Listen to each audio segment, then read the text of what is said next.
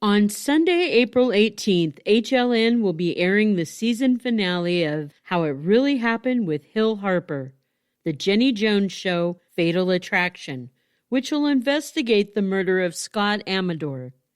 In 1995, before Ellen's Puppy episode, before Will and Grace aired, and before Ross's ex-wife on Friends got married on the one with the lesbian wedding, Scott Amador recorded an episode of The Jenny Jones Show. The Jenny Jones Show was an American TV talk show. Scott was a proud and out gay man. During that taping, he admitted to his straight male friend that he had a crush on him. He even described his sexual fantasies that he had about his friend. Several days later, Scott Amador would be dead, shot by that same friend. This investigation into Scott's death and the subsequent trials of his killer and the producers of The Jenny Jones Show are the focus of this documentary. But it's also a bit of a 90s American daytime TV time capsule, if you will. It'll feature clips from shows like Ricki Lake, Geraldo, Donahue, and more. Changes to the Oprah Winfrey Show that happened around the time of Scott's death will also be highlighted. So take a listen, Rainbow Warriors. There were 16. To get ratings, you had to stand out from the crowd and do something bigger and better than everybody else. The Jenny Jones Show truly left America shocked to its core. Jonathan Schmitz was hoping to find the girl of his dreams. He was hoping to find her on The Jenny Jones Show. We had done Secret Crush shows multiple times. Nobody told him his admirer was a man. Scott was going to be a great guest. Really wanted to relay this crush. Talking about exploiting people. They know the deal. The spectacle of real life unfolding in front of the camera. I didn't really understand what was happening. The forces were building and building. Significant psychological issues. He was descending into madness. This was a cold-blooded killing. You have a celebrity, you have a TV show, you have a murder. He gave us permission to have a crush revealed to him. It cost him his life. The show didn't pull the trigger. Just how far is too far? Now remember, it will air April 18th, that's a Sunday, on the How It Really Happened with Hill Harper show on HLN. The Oracl Network. Hi, I'm Robin Warder from The Trail When Cold. If you are unfamiliar with my other podcast, I often cover stories from the television show Unsolved Mysteries. For the past 5 years, you've heard me talk about these cases on my own, but now's your chance to hear me have in-depth discussions about them with other people. I want to welcome you to my new project, The Path Went Chilly, where I will be discussing in depth with my two good friends and co-hosts cases that I've covered on The Trail When Cold. Meet my co-hosts. First one up is Jules. Hi, I'm Jules from the podcast Riddle Me That True Crime, and I have a PhD in transpersonal counseling. I'm not a psychologist or a diagnostician, so don't get too excited. But I can't wait to analyze these cases with these two amazing humans. You've already met Robin, now meet Dr. Ashley Wellman. Hi, I'm Ashley. I have a PhD in criminology, law, and society, and I specialize in trauma victims and survivors. I've spent a great deal of time working with families left behind after homicides with a cold case unit based out of Florida, and I'm also a professor of criminology. I'm so excited to be chatting with two of my best friends about the cases that everyone can't seem to get enough of. We hope in doing so that we will have a clearer perspective of what may have transpired. Oftentimes, Ashley will be totally in the dark.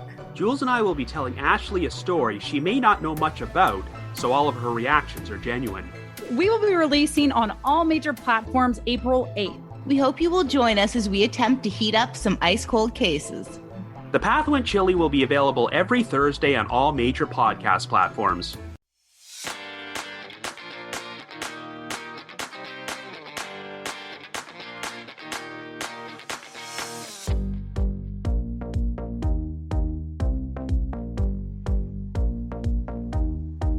Hey, Rainbow Warriors. This is my disclaimer.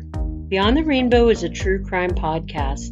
It's not suitable for young children, and maybe not even for some adults. I tend to swear like a sailor, and I'm kind of proud of that. Listener discretion is advised. Hey there, Rainbow Warriors, and welcome to Beyond the Rainbow, True Crimes of the LGBT. I'm your host, CJ. I'm continuing my prize Rainbow Wheel giveaway for a while.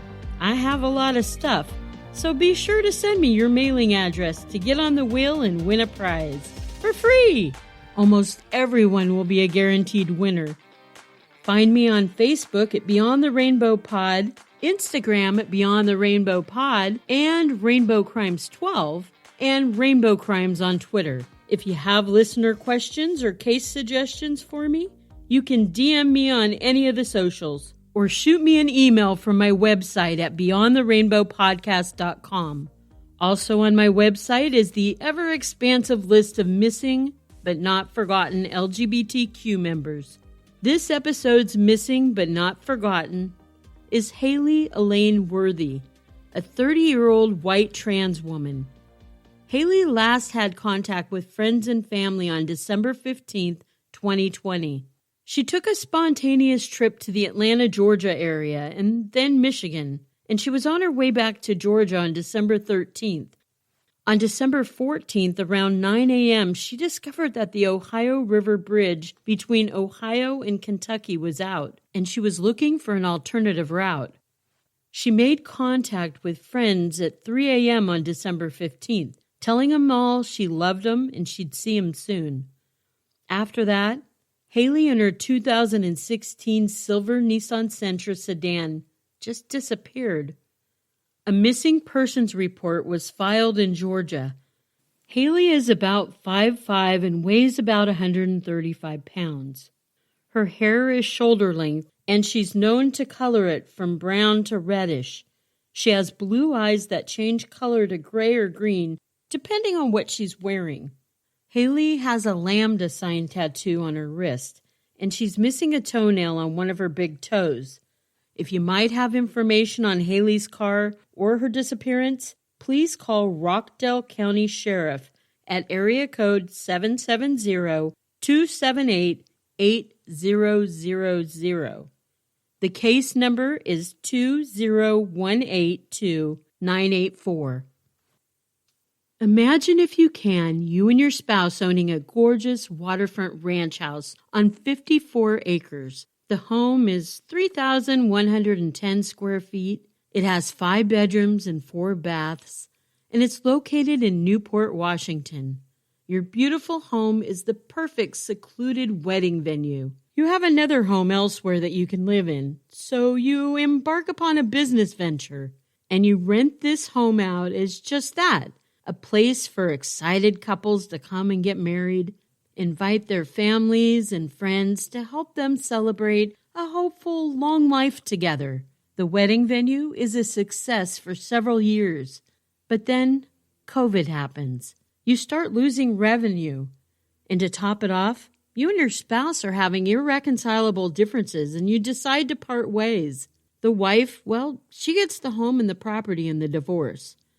After the divorce settlement, the day comes when it's time for the wife to go with her estate attorney to visit the home and the property. Upon arrival, there's unexpected vehicles parked on the driveway. And what's more, unexpected people living in the home. But who the fuck are they? And what are these lowlifes doing there? As I'm sure you know, Rainbow Warriors, this isn't the story of a home that sat upon so many acres and was used as a wedding venue. I'll get back to the property a little bit later. This is the story of the brutal murder of 19-year-old Jason Fox in Newport, Washington. A killing that occurred just last year towards the end of 2020. A killing that can be compared in monstrosity to that of Matthew Shepard, Gordon Church, and Paul Broussard. Although the state of Washington itself is pretty liberal, Newport is in Pend Oreille County on the Idaho border. It leans definitely towards the conservative side of the political scale. Saying LGBTQ is frowned upon would be putting it lightly. Newport's a small town, just around 2,000 people. Usually, small towns are filled with small thinkers who don't like change, especially if the change is progressive in action or it has to do with somebody living their truth. Both Jason Fox and his older brother Robbie, who's less than a year older than Jason, lived with their dad Michael and stepmom Susan in Newport, Washington. They grew up there. Michael and Jason's birth mom Pepper split up when Jason and Robbie were little. At the time, both decided it might be better for the boys to live with their father in Newport. Pepper ended up moving to Seattle, Washington. She was still very much in the boys' lives. They'd talk on the phone, have live video chats, and Pepper would see them whenever she could. Jason and Robbie were about as different as me and Trump. Robbie was athletic, he liked to work on cars, and he was very popular in school. Jason loved theater and the arts. Jason wasn't popular, though he had a core of good friends he went to school with. But that's not to say Newport was free of bullies. Jason encountered his fair share of bullies, but he never backed down, and sometimes he'd even come home a little banged up for standing up for himself. Even Robbie, his brother, would sometimes pick on Jason and his friends, but that's brother stuff. In high school, Jason was a DJ for the school's radio station. As often happens with kids who are trying to find their niche in life, Jason floated through looking for things that interested him. At the age of 18, Jason came out, but he came out as bisexual, just because he felt that the town of Newport might be more accepting of that than if he came out as gay. Above all, Jason didn't want to feel shunned by the people he knew his whole life. His family seemed accepting of Jason's sexuality.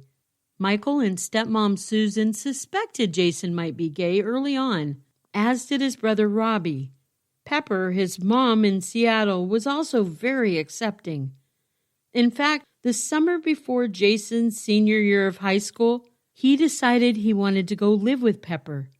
The two sets of parents spoke about it, and they decided it might be a better environment in Seattle for Jason. There he would be able to live his truth. Once he was in Seattle, Jason readily made friends, and he went to parties with kids his age. Jason was really happy there for a little while. The friends were fun, but they weren't the same deep connections that he had with some of the kids he grew up with in Newport. While in Seattle, Jason started to step out of his box, as he would find sexual encounters on dating apps. This really worried Pepper because of the dangers of meeting anonymous people this way. Pepper did her homework. She heard of the many terrible, deadly hookups from gay apps. She went through Jason's phone, and she found that he'd been doing searches of LGBT hate crimes. He was also inquiring where the safest places for LGBT to live would be in the U.S. Jason had a lot of fears about being gay. His fears were definitely justified. During this time, Jason's grades started to drop. He was no longer doing well in school, and he was really starting to miss his friends in Newport. Come June, when Jason should have already been graduating, he discovered himself short of the credits he needed. He decided to move back to Newport with his dad. He had plans to make up missing credits at a local alternative high school so he could start college courses in the fall. Jason wanted to be a nurse. He wanted to help people. Within a few weeks of being back at his dad's place, things started to go downhill for Jason. He tried meth, and he admitted as much to his dad, Michael. His dad told him no one who lives under his roof will ever do drugs like that. So Jason opted to leave, and he started to couch surf at his friends' homes. Jason had also called his mom Pepper during this time, and he told her that he had been raped. If this rape had happened within the first couple weeks of Jason getting back to Newport, that would make sense why Jason might be trying drugs to escape that trauma. Pepper pleaded with Jason to come back to Seattle. Jason told her he didn't really have any friends there. Pepper then told Jason, well, at least report the rape to the Newport sheriff. Jason promised he would, but Sheriff Blakesley in Newport said no such report was ever filed. By August, Michael, Jason's dad, figured Jason must still be on drugs, and that's why he hasn't returned home. Michael convinced Jason to go visit his brother Robbie in Pullman, Washington. Robbie was excited to have his brother come stay for a while. He even set up a room for Jason with a new bed and TV. The plan was Jason would stay with Robbie until his college semester started, and Robbie hoped that this would keep his brother away from drugs. Unfortunately, Jason only stayed a week with his brother. He left telling Robbie that he didn't want to intrude on Robbie's life, but Jason promised that he would visit Robbie again the following month in September. Robbie was bummed out because they had had such a good time during Jason's visit. Jason went back to couch surfing in Newport. He stayed with a 28-year-old guy named Matthew Raditz Freeman and Matthew's girlfriend Amanda. But as August was ending, Jason and Matthew had a heated argument. I read that it was about Jason owing Matthew's girlfriend Amanda money for some meth he purchased from her. Jason apparently didn't have the money to pay her at the time, but he gave her his Apple Watch to hold until he could get the money. The drugs that she gave him, that was supposed to be meth, was just salt. And when Jason tried to get his watch back from her, this resulted in a big-ass fight. Matthew swung a lead pipe at Jason's car, and he tried to bully him into giving Amanda the money. After that incident, Jason ended up staying with his aunt and cousin. Jason still tried to get his watch back, but the only thing he was getting was more bullied by Matthew to pay his girlfriend the money he owed her. For salt. She probably stole the salt from a restaurant anyways. By September, Matthew and Amanda decided it was time to move, or they most likely couldn't afford the rent. So they packed up and drove away, exactly 11 miles to a beautiful 5-bedroom, 4-bathroom, ranch-style waterfront home located on 54 acres of the Pend Oreille River. This property that is currently being sold for $1.75 million, well, it just happened to be empty, and it was rented out as a wedding venue. Sound familiar? So Matthew, Amanda, and Matthew's good buddy Riley Hillestead took occupancy at this home that didn't belong to them. Jason had bad blood with Matthew's friend Riley as well. It would seem a month or so earlier, Jason and Riley had gotten into a situation, to the point that Riley and Matthew smashed Jason's car window. Another time, Riley had waved an assault rifle at Jason, and he threatened to shoot him. By the way, I would like to mention how conflicting different reports could be, and this is true in almost every case I've covered. There's going to be articles with different information about the same damn case. Most of the reports said it was Matthew's girlfriend who sold the salt to Jason, but there's another report that said it was Riley's girlfriend. Nevertheless, all of these people involved are scumbag losers with no purposeful direction in life other than the malice they create. Jason's spats with these assholes seemed to quiet some by September, although Jason knew he didn't want to be around Matthew again, and even more so, he did not want to be around Riley. That guy was just bad news. On the night of September 14th, 2020, just 3 days before Jason was supposed to go visit his brother Robbie again, Jason was messaged by a guy he knew named Claude Merritt. Claude goes by something else like CL or something, but Claude fits him. Claude urged Jason to pick him up and go to a party with him. Jason was hesitant, and he told Claude as much. Jason basically said he wasn't down to go if Riley was going to be there. Claude promised him that Riley was not going to be there. Just the same, and because I think Jason's spidey senses might have been tingling, he texted his cousin the address. He told his cousin, "This is where I'll be tonight, just in case." Before I continue with Jason's story, let's go back to where I was telling you about the house and the wife that now owns the house and the estate attorney who was accompanying the wife to inventory the property. The wife and the attorney visited the ranch property on September 13th. That's the day before Jason went to the property. When the wife and the attorney were surveying the property, they came upon a tiny home located down a dirt road that was closer to the river. Since this home was on the acreage that was owned by the wife, the attorney knocked at the tiny home's door. Riley Hillestad opened the door armed with 2 pistols tucked into his belt. When he was questioned why he was there, Riley said he had been authorized by Ken, the wife's former husband, to oversee the ranch grounds.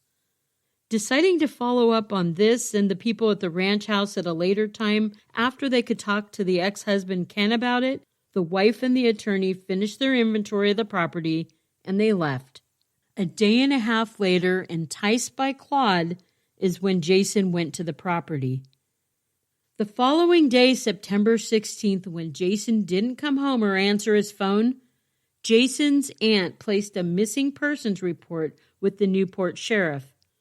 His aunt gave the deputies the exact address Jason had texted his cousin.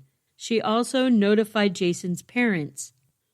Following that, the sheriff were able to find out that Jason's phone pinged at that location around midnight at the address his aunt had given to them. Deputies took a trip out to the ranch and they interviewed the people that were there. Funny, each of them had a different story. Claude, the guy who lured Jason out to the farm, he was there. He told the police that he hadn't seen Jason in 2 weeks. Riley said he hadn't seen Jason in a month. Matthew said, "Oh, Jason knows better than to come out here." And Matthew's girlfriend Amanda said, "Yeah, Jason was out here last week, but he was escorted off the property."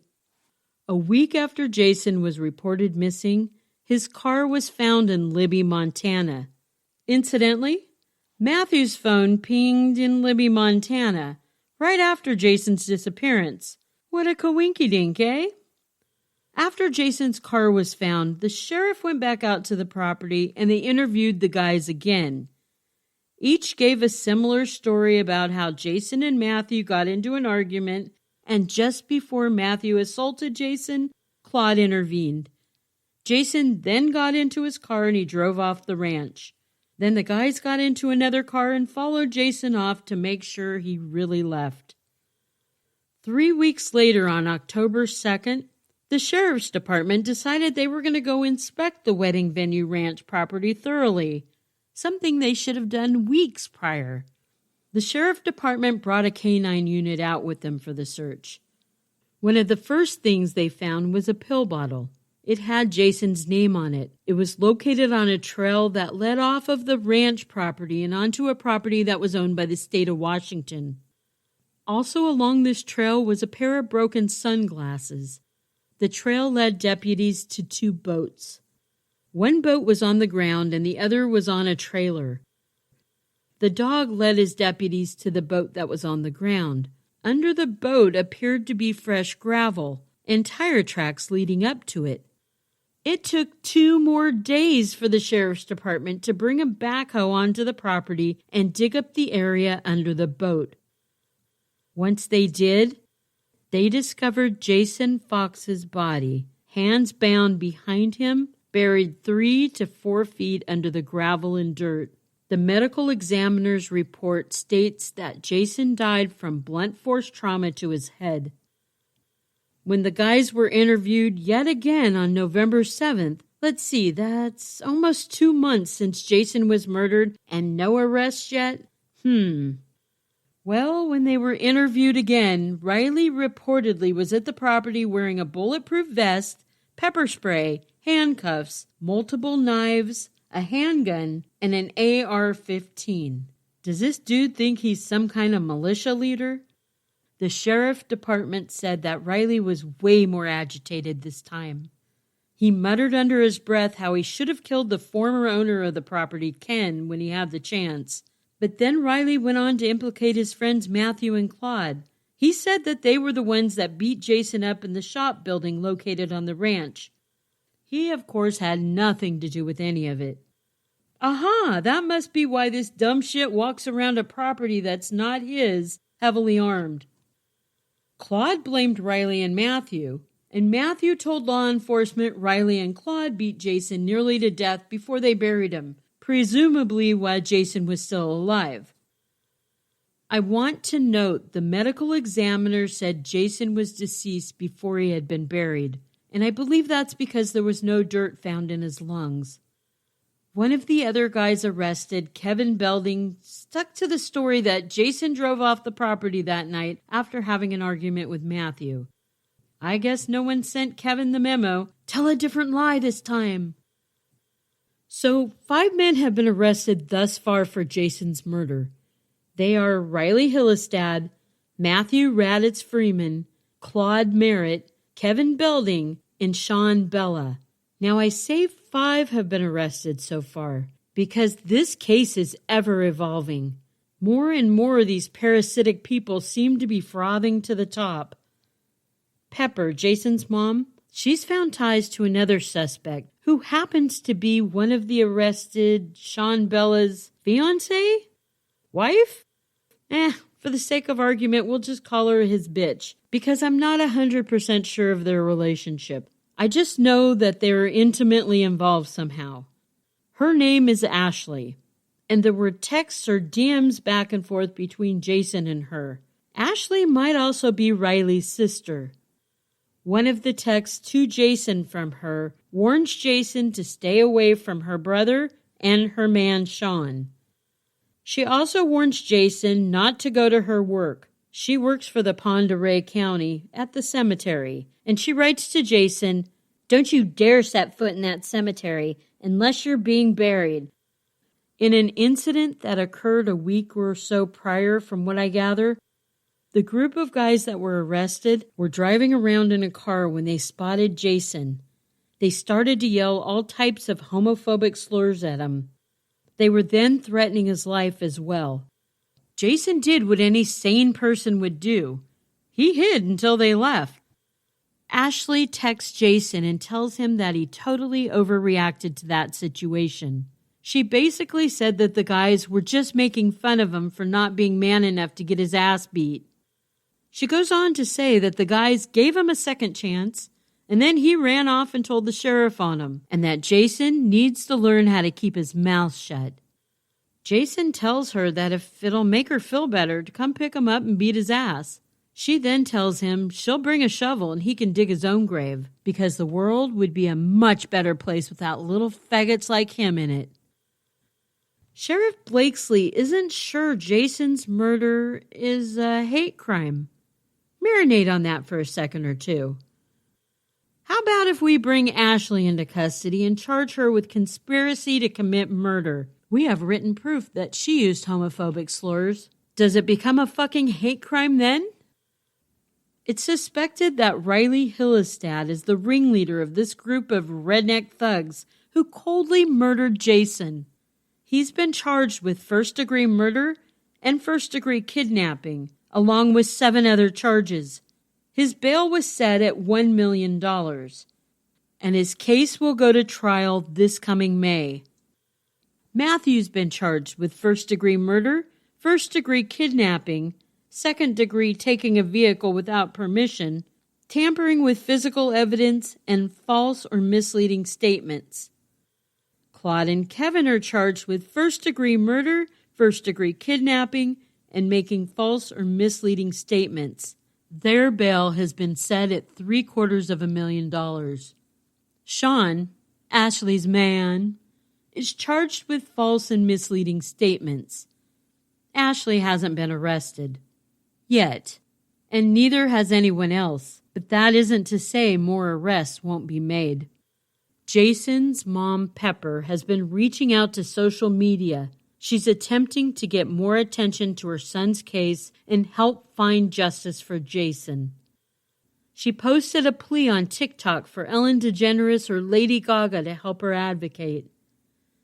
And while it's not sure if either of those 2 celebrities ever heard Pepper's plea, a queer influencer on TikTok sure did. Josh Helfgott did a brief shout-out for Justice for Jason on his live show. Both Pepper and Josh's videos went viral. Pepper said that families of the suspects have been spewing hate at her. I guess the apples really don't fall far from their trees. Riley's dad went on record saying that his home's been hit with rocks and eggs, And while he feels bad for the Fox family, he has lost his son too. He just wants people to leave him alone and let the justice system work. Seriously? You lost a son too? Well, maybe if you hadn't raised him to be a hateful murderer, you might still have him. And he's not dead. He only wishes he was, because now he has to face the consequences for his actions. Oh, please, Riley's dad. I don't feel the least bit sad for you. And how fucking disrespectful to Jason's family that you put your sorrow and woes before theirs. Pepper has put her life on hold to help find justice for Jason. She is also organizing the very first ever Pride in Newport, Washington on April 3rd, 2021. My peeps and listeners in Oregon, Idaho, and Washington, or anywhere if you have the means, please do what you can to attend this very important Pride event. I'll post more details like where the event is actually happening on my socials when I get more details. Even better, if you could please join the Facebook group Justice for Jason Michael Fox as soon as you can. This group will be able to update you on the Newport Pride as well. That's this April 3rd in Newport, Washington. I plan to keep a very close eye on this case, warriors, and I will update you when I can. I've had listeners ask how they can help support Beyond the Rainbow True Crimes of the LGBT.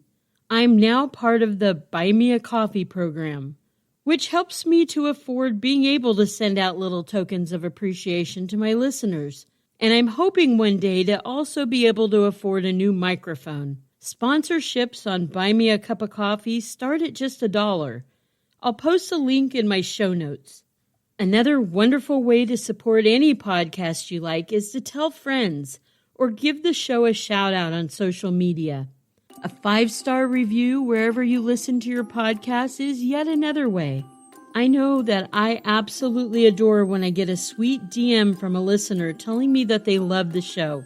It makes me want to keep on keeping on, you know? Love you, Rainbow Warriors.